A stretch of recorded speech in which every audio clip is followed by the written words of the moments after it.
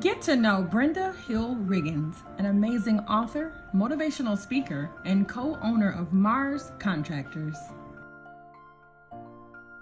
I am most excited to feature my next guest on the Chandria Show, Brenda L. Hill Riggins. Welcome to the show. Oh, thank you so much for having me. How are you today? Well, I'm doing great. Weather's beautiful down here in sunny Miami, Florida. Miami, Florida. Yes. Fantastic. What a great place to live. Yes, it is. Okay. Now, as a certified life coach, motivational speaker, and an author, how are you encouraging others through such a difficult time in the world? Well, one of the things I'm doing is taking time to have conversations about what's happening, such as this conversation with the one and only Miss Chandria. I am launching a podcast in about 3 weeks to help people understand how to navigate in this new environment. It's called the Sky Bridge. I want to be able to help them get from where they are to where they want to be, and create an action plan that will guide them through that process.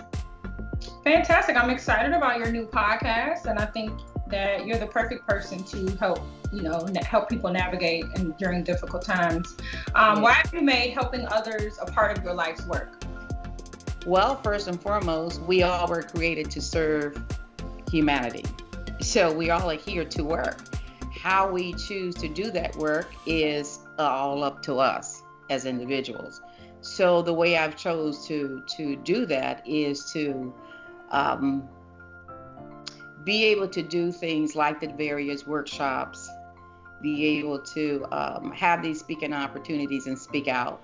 Sometimes we think that we're too busy to do these things, but things are too critical not to do them. So I'm coming out of a comfort zone, my comfort zone, and doing what I teach other people to do. Step out of it, embrace the situation, and just go for it. Now, is that what you've written in the books? You've written a book, right? What's the name of your book, and what is it about? Well, the book is called How I Gave Birth to Me.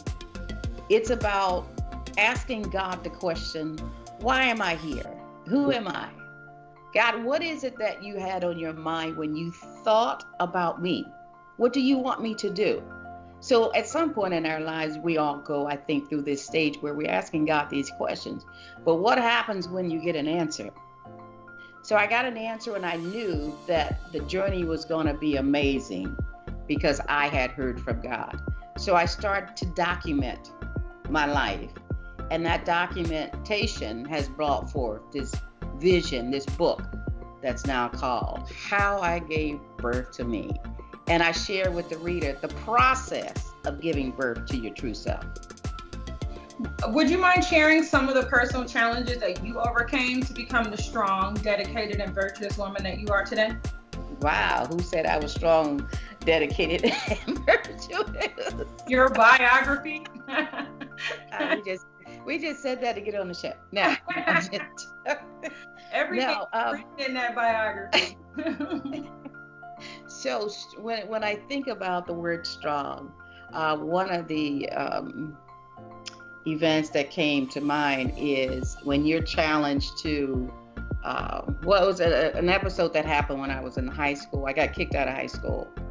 And there was a lot of mixed emotions and feelings in going through that process. But when I think back, what I realized is that it was a time in my life when it made me face having to have joy and happiness for my other classmates. But at the same time, I was feeling rejected, cast aside, and all sorts of other negative feelings. But to be able to make it through that day of graduation, when I sat in the stands and watched my other classmates graduate, something wonderful happened even in the midst of my pain. And I think that was the start of me, building that strength to be able to, not make a decision to do something and not wear your emotions and your feelings on your sleeve. I think that was a start for me And that was the start of building that inward strength that I didn't know I had. And then when I think about dedication, there was a time in my life I was in something with another man that I shouldn't have been in. But the embarrassment that I felt to God, I felt like a hypocrite. And I felt I had shamed not only myself, but shamed God. And that was that moment in time when I said, God, I'm so sorry, and I'll never do this again. And that built my dedication. That was the process. Then the time in my life when I said, I'm going to be dedicated to God. I'll never go this way again. And then when I think about being virtuous, that's a decision, how we choose to show up to life each day. Or is our goal to be a diva, or is it to be virtuous? I wanted to be that type of woman that would please God. And so I looked to the Bible for that. And in Proverbs 31, when it talks about being a virtuous woman, I said, okay, that's the type of woman I want to be. I want my children to be able to say, my mom is a virtuous woman. And so it was a decision for me to be those things. Beautiful.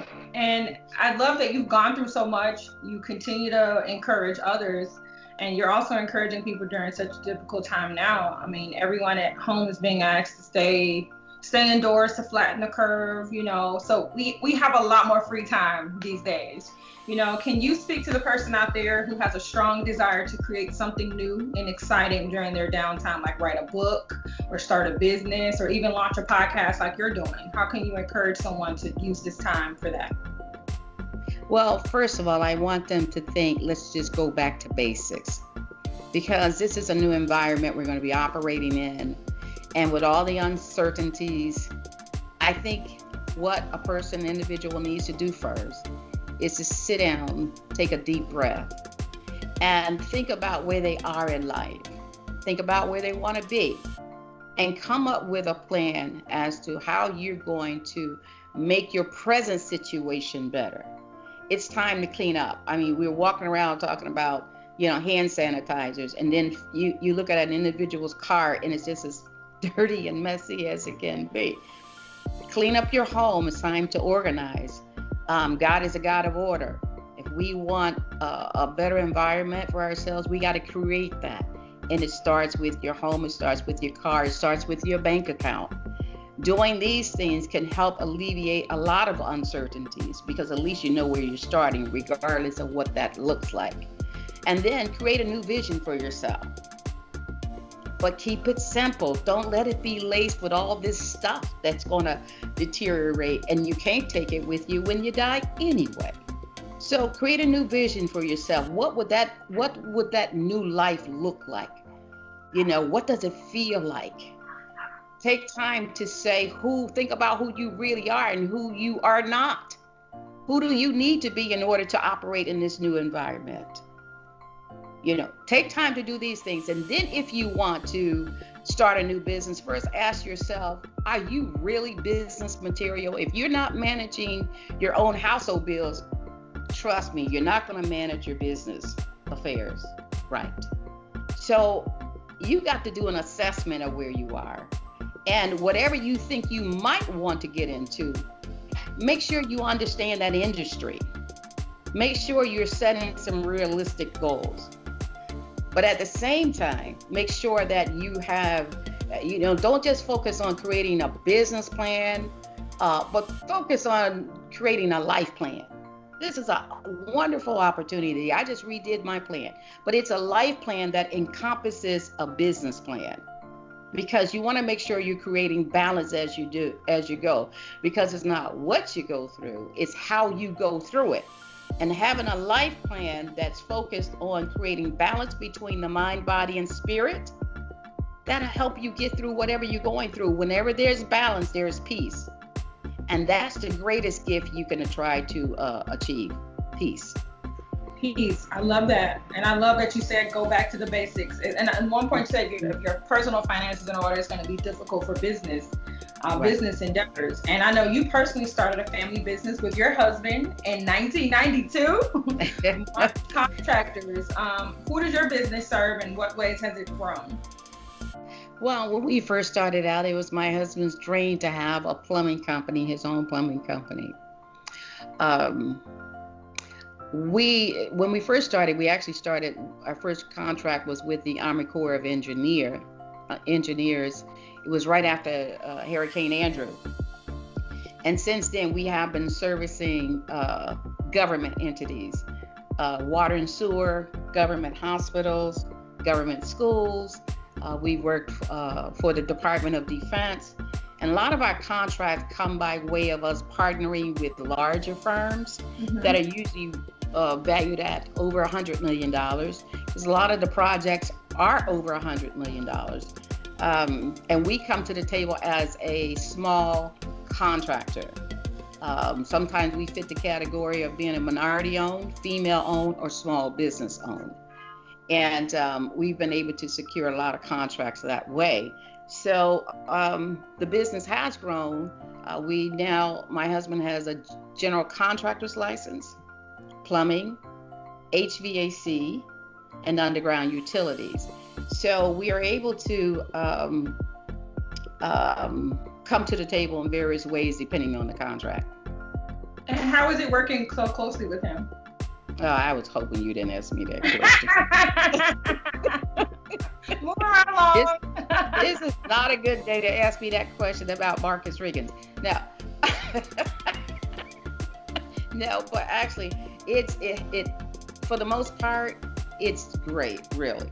My husband and I, we've been married 27 years, but been in business 28 years. Congratulations. Right? And we're together 24/7. But it hasn't been hard. I think the main reason is because we understand what we both go through throughout the day. And because we are making the money together and always have, there's not a lot of issues about money or anything like that.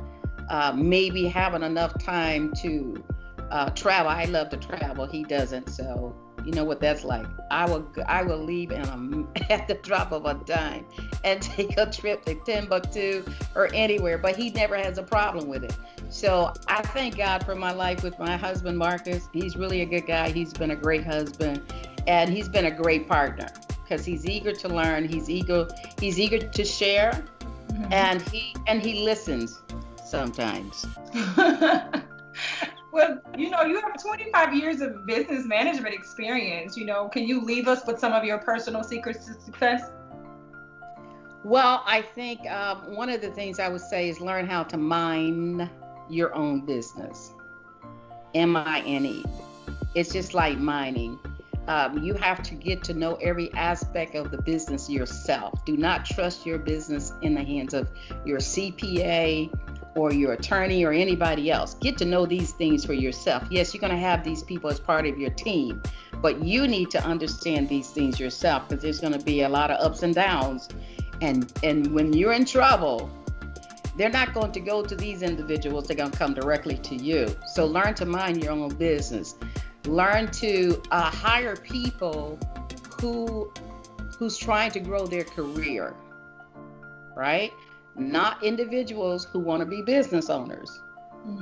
Okay. You don't want to hire them because they're just there temporarily to stock up on supplies. You've seen them out the door, huh? And like I said earlier, make sure you have a life plan that encompasses your business. Make sure you don't forget about your family along the way. Understand that it's your corporate responsibility to take care of your employees, your team, as well as your community. So make sure you're a valuable part of your community. This is all about growing the world around us. It's not just about you making money for yourself. That's a true leader's community. Yeah. Yes. Well, I thank you so much for your time and your expertise and your wisdom today. I feel like it's definitely going to be an inspiration to myself and someone out there who's watching. If anyone is interested in following your journey, what's the best way to contact you? Well, at Brenda Hill Vision Surrogate. on all social media platforms. And thank you so much for this opportunity. You're very welcome. You stay safe and you take care. And it's been a pleasure talking to you. You do as well. Bye-bye. Bye.